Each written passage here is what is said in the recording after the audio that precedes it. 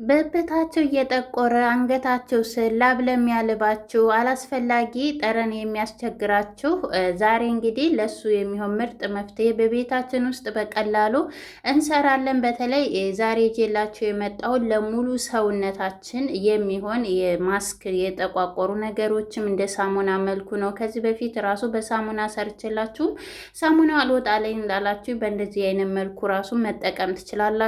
ሰላም ውዶች፣ እንዴት ናችሁ? ነው ያለው መስኪን ደህና ነኝ። በያላችሁበት ዓለም ዳርቻ ሰላማችሁ ብዝት ይበልን እያልኩኝ አሁን ወደ አሰራሩ እንገባለን። ወደ አሰራሩ ከመሄዳችን በፊት ታዲያ ቪዲዮውን ላይክ እያደረጋችሁ እስከ መጨረሻው ተከታተሉኝ። ከዚህ በፊት የሰራኋቸው ላይ ፀጉር ማንሻው በጣም እያመመኝ ነው ያላችሁኝ ስላላችሁ ለሱም ጥያቄያችሁ መልስላችኋለሁ። ወደ አሰራሩ ስንገባ እዚህ ጋር በመጀመሪያ ስኳር ያስፈልገኛል። 3 ማንኪያ ስኳር ነው የምጠቀመው።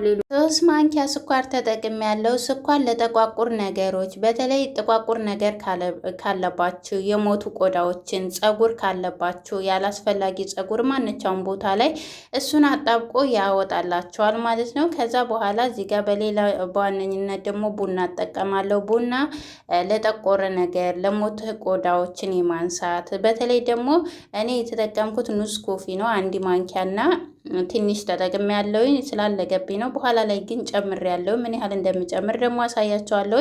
ብዙዎቻችሁ የሀበሻ ቡና ይሆናል እያላችሁ ነበር። አዎ ይሆናል የሀበሻ ቡና። እንደውም ቡና ጠጥታችሁ ስጨርሱ የቡና ተላውን አትጣሉ፣ ለእጃችሁ ተጠቀሙ፣ ለእግራችሁ ተጠቀሙ። እጃችሁን እንዳለ ነው የሚያለሰልስላችሁ።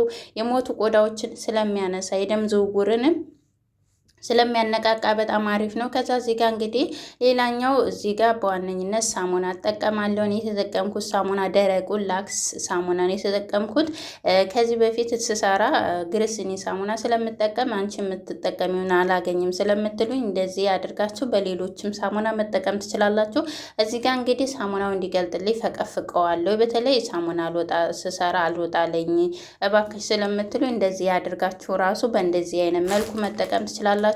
ይህ ደረቁ ሳሙና ከሌላችሁ የሻውር ጀሊ የሻውር ጀሊው ፈሳሽ ሳሙናውን እሱን መጠቀም ትችላላችሁ ማለት ነው። እዚህ ጋር እንግዲህ እኔ ሙሉን አልተጠቀምኩትም። የሚበቃኝን ያህል ፈቅፍቄ ተጠቅም ያለው ሌላ ግብአት ስለምጨምርበት ይበቃኛል። ይህን እንደዚህ አድርጋችሁ ስትጠቀሙ ሻምፖ ራሱ መጨመር ትችላላችሁ በነገራችን ላይ ማለት ነው። እና ሰውነታችሁን ጽድት ነው የሚያደርግላችሁ። መዓዛው ራሱ ሽታው፣ እንደገናም ደግሞ የሞቱ ቆዳዎች ቦታ ላይ አሁን ላይ ሽታ በጣም የሆነ ሙቀት ስላለ ሰውነታችን እንዳለ ይጠቁራል ማለት ነው። ከዛ እዚህ ጋር እንግዲህ እኔ የተጠቀምኩት እዚህ ጋር የሞቀ ውሃ ተጠቅሜ ያለው የቡናው እቃ አለቅልቄ ማለት ነው። ቡና ከመውደድ የተነሳ እንደዚህ ነው የምጠቀመው። ብዙዎቻችሁ በነገራችን ላይ በምሰራቸው ቪዲዮዎች ላይ ቡና በጣም ነው የምትወጁ እያላችሁ የነበረ። አዎ ቡና የሞቱ ቆዳዎችን በተለይ ቁስል ነክ ካለባችሁ ፊታችሁ በብጉር ጠባሳ ማዳት ተተቸገራችሁ እንደዚህ ቡናን አብዝታችሁ ተጠቀሙት ማለት ነው። ከዛ እዚህ ጋር በዋነኝነት ምን አለኝ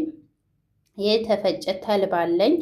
ያልታመሰ ተልባ ነው የተጠቀምኩት። እናንተ ተልባ ከሌላችሁ ነሻ ወይም ደግሞ የበቆሎ ዱቄት መጠቀም ትችላላችሁ። ተልባ የጠቋቆሩ ነገሮችን እንዲሁም ደግሞ ሰውነታችንን የማለስለስ ቆዳችንን የመወጠር ባህሪ ስላለው በጣም አሪፍ ነው። እንደውም ለተንቁላልና ከቡና ጋር ነው የሰራሁላችሁ።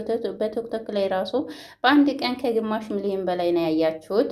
እንዲሁም ደግሞ በዩቲዩብ ላይ ወደ ታች አለላችሁ ለቀቀ 4 ቀኑ ነው ብታዩት ትጠቀማላችሁ ማለት ነው። ከዛ በኋላ እዚህ ጋር እንግዲህ 2 ማንኪያ የሻይ ማንኪያውን ነው የተጠቀምኩት። ይበቃኛል። እንደዚህ አድርጌ በደንብ አድርጌ አዋህዳቸዋለሁ። እነኝህን በደንብ አድርገን ማዋሃድ አለብን። አንደኛ ስኳሩ እንዲቀልጥ፣ ሁለተኛ ደረጃ ደግሞ ሳሙናው የሚሟሟልና ማለት ነው። ከዛ በኋላ እዚህ ጋር ሎሚ አለኝ። ሎሚ በተለይ ብብታችሁ ጥቋቁር ነገር ካለባችሁ፣ ላብ የሚያልባችሁ በተለይ አሁን ሙቀት ስለሆነ ሰውነታችን በጣም ነው የሚሞቀው የሚያልበን የሚጠቁረው እና እንደዚህ አድርጋችሁ ሎሚን ተጠቀሙ። ሎሚ ለጠቆረ ነገርና እንዲሁም ደግሞ አላስፈላጊ የሆነ ጠረንን ያስወግድላችኋል። ከዚህ በፊት እኔ ብዙ ጊዜ ሰርቻላችኋለሁ እና በጣም ብዙዎቻችሁ ናቸው የወደዳችሁት እና ስለምታመሰግኑኝ ስለምትመርቁኝ በጣም ነው የማመሰግነው። እንዲሁም ደግሞ እንደዚህ ማስክ መስራት የማትችሉ ከሆነ ሎሚውንና ስኳሩን ቡናውን አድርጋችሁ እንደዚህ 2 ቆረጥ አድርጋችሁ በቢላ ወጋ ወጋ ታደርጉና ማታ ላይ ሻወር ስትወስዱ ለ5 ደቂቃ ብብታችሁን እሹት።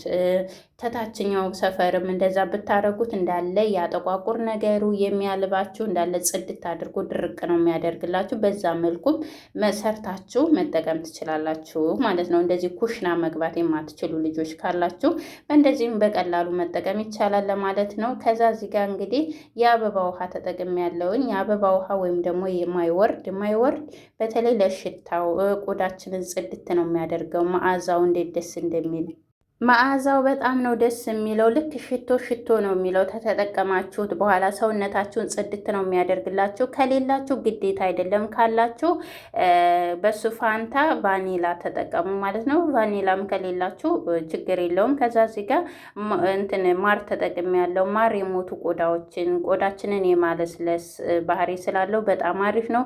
ትንሽዬ 1 ማንኪያ ነው የተጠቀምኩት። እናንተ ማንኛውንም ማር መጠቀም ትችላላችሁ።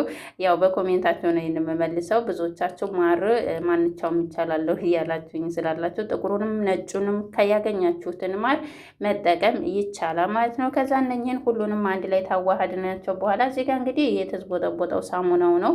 በኋላ ላይ እንዲስተካከል እናደርገዋለን። ከዛ እዚህ ጋር እንግዲህ ምን አለኝ የጥርስ ሳሙና ነው። የጥርስ ሳሙና ኮልጌት በተለይ ለብብት ላብ ለሚያልባችሁ ጥቁር ያለ ነገርን እጃችሁ አላርጅክ ነገር ካለባችሁ የጥርስ ሳሙናን በአብዝታችሁ ተጠቀሙ። በጣም አሪፍ ነው። አንደኛ ቆዳችሁን ድርቅ የማረግ ባህሪ ስላለው በጣም አሪፍ ነው። እንዲሁም ደግሞ በተለይ ምግብ የምሰሩ ልጆች ቶሎ ዘይት ነክ ሲፈናጠርባችሁ እሱን ቶሎ ብላችሁ ተቀቡ። ያለ ጠባሳ ድርቅ ነው የሚያደርግላችሁ። የጥርስ ሳሙና እኔ ሰውነቴን የማሳከክ ባህሪ ስላለኝ በተለይ በሙቀት ጊዜ አብዝቼ እጠቀመዋለሁ። በተለይ በሙቀት ሰዓት አሁን ላይ በጣም ላብ ስለሚያለብን እሱን ያደርቅልናል ማለት ነው። ከዛ እዚህ ጋር እንግዲህ ቡና ጨምሬያለሁ። ቅድም እያያችሁት ቡና በጣም ትንሽ ስለነበረ የጨመርኩት እዚህ ጋር እንግዲህ በሻይ ማንኪያ 2 ማንኪያ የሚሆን ያው በሾርባ ማንኪያ 1 ማንኪያ የሚሆን ነው የጨመርኩት። እናንተ እንደ ሰውነታችሁ ብዛት እንዳጠቃቀማችሁ እንደሱ መጠን መጨመርም ማሳነስም ትችላላችሁ ማለት ነው። ለሙሉ ሰውነታችሁ የሚበቃችሁን ያህል አዘጋጁ። አንዴ ሰርታችሁ ራሱ እንደዚህ ያደርጋችሁ ስለማይበላሽ በሳምንት 2 ጊዜ እንደዛ የምትጠቀሙ ተፈለጋችሁ በዛ አድርጋችሁ መስራት ትችላላችሁ። ምንም ችግር የለም። ከዛ እዚህ ጋር እንግዲህ የጥርስ ሳሙና እኔ አሁንም ጨምሬበታለሁ። እንዳልኳችሁ እኔ ማዳት አለኝ። በተለይ ትካሻ አካባቢ ደረቴ መሀሌ ላይ በጣም ነው በሙቀት ጊዜ በጣም ስለሚቆጠቁጠኝ እንደዚህ እነኝህን ስጠቀምለት ድርቅ ያደርግልኛል። ከዛ እዚህ ጋር እንግዲህ ሁሉንም ግብአቶች በአንድ ላይ ካደረግናቸው በኋላ እንደዚህ እንፈጨዋለን በመፍጫ። የፈጨውበት ምክንያት ምንድን ነው? አንደኛ ውህዶቹ እንዳለ እንዲቀላቀሉ ይረዳዋል፣ እንዲወፍር፣ እንዲሁም ደግሞ ስትቀቡት በቃ ልስልስ አድርጎ ስትጠቀሙት ራሱ ሻካራ የሆነባችሁም በጣም አሪፍ ነው ማለት ነው። እዛ እዚህ ጋር እንግዲህ እኔ የወይራ ዘይት ወይም ደግሞ ዘይቱን ትንሽ ተጠቅም ያለው 1 ማንኪያ ነው የሚሆነው። የሾርባ ማንኪያ ስላለቀብኝ ትንሽ ነው የጨመርኩት። እናንተ የወይራ ዘይት አላችሁ ሰየው፣ ከሌላችሁ የኮኮነት ዘይት መጠቀም ትችላላችሁ። ምክንያቱም የተጠቀምኳቸው ግብአቶች ቆዳን የማድረግ ባህሪ ስላላቸው ለስለስ እንዲያደርግላችሁ ተጠቀሙ። እኔ ግን ከዚህ በፊት በኮኮነት ሰርቼላችሁ ኮኮነት ለማናገኝ ስላላችሁ በእንደዚህ አይነት መልኩም በሌላ ቅባትም ዘይት ጨምራችሁ መጠቀም ትችላላችሁ ለማለት ያህል ነው። ከዛ በኋላ ወደ አጠቃቀሙ ስንሄድ እዚህ ጋር እንግዲህ ከ12 ሰዓት በኋላ ይሄን ይመስላል። በጣም የሆነ ምልግልግ ነው የሚለው እንደ ማስቲካ ሳብ እያለ በጣም አይንጠባጠብባችሁም። አንደኛ ስትጠቀሙት ማለት ነው። እዚህ ጋር በመጀመሪያ ሰውነታችሁን ስትጠቀሙ 1 ጊዜ በሳሙና ምቱት ማለት ነው። እኔ ግን ያው ሻውሮ ስጄ ጨርሼ ነው የመጣሁት ቪዲዮ መስራት ስላለብኝ ማለት ነው። ከዛ እዚህ ጋር እንግዲህ ክፍት ልብስ ነው የለበስኩት። እናንተ ግን እዛው ሻውር ከመውሰዳችሁ በፊት እንዳልኳችሁ 1 ጊዜ ሰውነታችሁን ቀን የዋለበትን ያንም 1 ጊዜ በሳሙና መታችሁ ሻውር ወስዳችሁ ከዛ እዛው ደግሞ በደንብ አድርጋችሁ ሙሉ ሰውነታችሁን ከአንገታችሁ በታች እንዳለ እስከ ጥፍራችሁ በደንብ አድርጋችሁ አሽታችሁ ተጠቀሙ። ይህንን ግብአት ግን አደራችሁን ለፊታችሁ እንዳትጠቀሙ። ለፊት የማንጠቀምበት ምክንያት ምንድን ነው? የጥርስ ሳሙናው እንደገናም ደግሞ ሎሚ ስላለው ምን ይሆናል? ፊታችን ይቆጣብናል። ፊታችን ሲቆጣ ደግሞ ምን ይሆናል? ሲዲን ወደ ማዳትነት ይቀየራል፣ ሽፍታ ይሆንባችኋል። ስለዚህ ፊታችሁን እንዳትጠቀሙ ማለት ነው። ከዛ በኋላ ይህንን ሙሉ ክርኔን እንዳለቀባዋለሁ። እንዲሁም ደግሞ ከዚህ በፊት የፀጉር ማንሻ ማንሻ ስሰራ ይደርቅብኛል፣ እየደረቀ ተቸግሬያለሁ ላላችሁኝ አንደኛ ብዙ ሰዓት አታቆዩት። ሁለተኛ ደረጃ ደግሞ ስታነሱ ፀጉሩን የሚያማችሁ መጨረሻ ላይ ባልዚን ተጠቀሙ። አንደኛ ለመጀመሪያ ጊዜ ሲሆን ስለሚያማችሁ ነው። ከዛ በኋላ እዚህ ጋር በመጀመሪያ እኔ እንግዲህ ለ10 ደቂቃ እንደዛ ቆይታችሁ ነው መታጠብ ያለባችሁ። ከታጠብኩ በኋላ ይሄን ይመስላል። ጽድት ነው የሚያደርግላችሁ፣ ቅልል ነው የሚልላችሁ።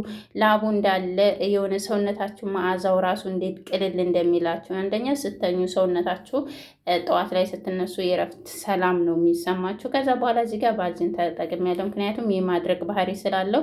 እንግዲህ ሀሳብ አስተያየታችሁን በኮሜንት ጻፉልኝ። ሰብስክራይብ